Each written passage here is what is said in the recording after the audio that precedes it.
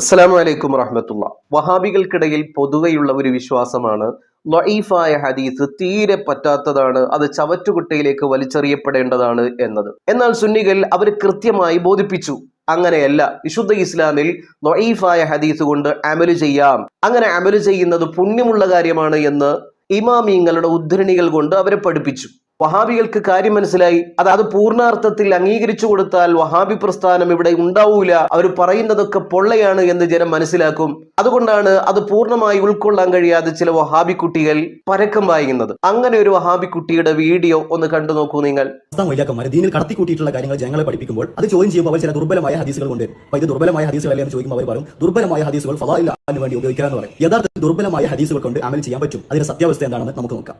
ഈ വിഷയത്തിൽ പണ്ഡിതന്മാർക്കിടയിൽ രണ്ട് അഭിപ്രായങ്ങളുണ്ട്. ധാരാളം പണ്ഡിതന്മാർ പറഞ്ഞിട്ടുള്ള കാര്യമാണ് ലാ യജൂസുൽ അമലു ബിഹി മുത്ലഖൻ, ദുർബലമായ ഹദീസുകൾ കൊണ്ട് ഒരു അമലുകളും ചെയ്യാൻ പറ്റില്ല എന്ന് ഇമാം ബുഖാരി, ഇമാം മുസ്ലിം, അബൂബക്കർ അൻ-നൈസാബൂരി, അതുപോലെ തന്നെ ഇമാം ഷൗക്കാനി റഹിമഹുല്ലാഹ് ഇവരൊക്കെ പറഞ്ഞിട്ടുള്ള കാര്യമാണ് ഒരു ദുർബലമായ ഹദീസുകളും ഒരു അമൽ ചെയ്യാൻ വേണ്ടിയിട്ടും ഉപയോഗിക്കാൻ പാടില്ല എന്നുള്ളത്.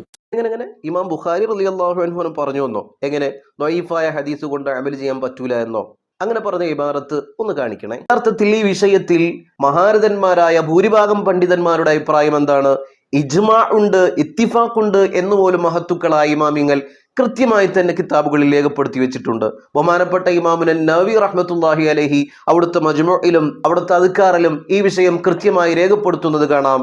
ഖാലൽ ഉലമാഉ മിനൽ മുഹദ്ദിസീന വൽ ഫുഖഹാഇ വഗൈരിഹിം, ബഹുമാനപ്പെട്ട മുഹദ്ദിസീങ്ങളും ഫുഖഹാക്കളും അല്ലാത്തവരും ഒക്കെ പറഞ്ഞ ഒരു യാഥാർത്ഥ്യം യജൂസു, അനുവദനീയമാണ്.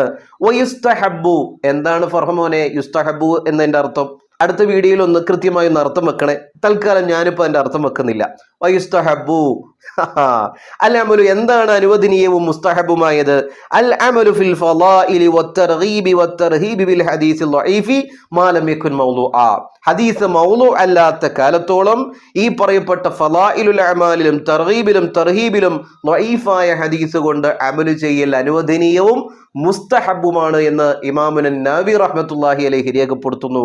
അങ്ങനെ എത്ര ഇമാമിങ്ങളാണ്? 4 മദ്ഹബിലും ഈ വിഷയത്തിൽ തർക്കമില്ല. ഇനി ബാക്കി വരട്ടെ. ഇവരൊക്കെ ഫളായിൽ അമാലിന് വേണ്ടി ഉപയോഗിക്കാം എന്ന് പറഞ്ഞിട്ടുണ്ട്. അപ്പൊ കിട്ടിപ്പോയി എന്ന് വിചാരിക്കേണ്ട ആവശ്യമില്ല. ഈ ദുർബലമായിട്ടുള്ള ഹദീസുകൾ ഫളായിൽ അമാലിന് വേണ്ടി ഉപയോഗിക്കണമെങ്കിൽ 3 ഷർത്തുകൾ ഉണ്ട് എന്ന് ഏതെങ്കിലും വഹാബി പണ്ഡിതനല്ല പറഞ്ഞിട്ടുള്ളത്. ഷാഫി മദ്ഹബിലെ പണ്ഡിതനായിട്ടുള്ള ഇമാം സുയൂത്തി റഹിമഹുല്ലാഹ്. അപ്പൊ ഒരു കാര്യം സംബന്ധിച്ചു, അൽഹംദുലില്ലാ, ഈ 3 ഷർത്തുകൾ പാലിച്ചുകൊണ്ട് ലഈഫായ ഹദീസ് കൊണ്ട് അമല് ചെയ്യുന്നതും അമല് ചെയ്യൽ പുണ്യകർമ്മമാണ് എന്നതും ഒരു തർക്കവും ഇല്ലാത്ത കാര്യമാണ് എന്നത് സംബന്ധിച്ചതിൽ 1000 നന്ദി ഫർഹുട്ടിക്ക് രേഖപ്പെടുത്തുകയാണ്.